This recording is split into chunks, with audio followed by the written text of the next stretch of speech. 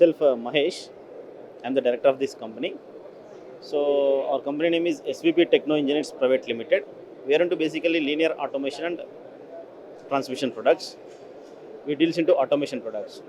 So we represent so many principles from German, Japan, Taiwan, and Chinese, and Indian also. Let's start from first poster. That's a KH. It's a Taiwanese company. So they are into rack and pinion. And next, Liming. It is also from Taiwan. They have a big setup in Taiwan. Even we visited their factory also. So they're into servo planetary gearboxes, and gauge motors, everything. Also Atlanta, Hyvin. We have our major principal is Hyvin. It's from Taiwan. So they're into linear guideways and ball screws. They come up with new products like rotary table, Datorker, robots. Also Atlanta from Germany, Stober, Nougat, and some handling products, Sika, material handling products, and Iredi, it's a clamping elements. All our products are interrelated to each one.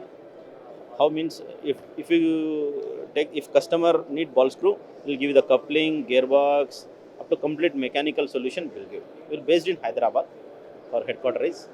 We import and we do some modification in that.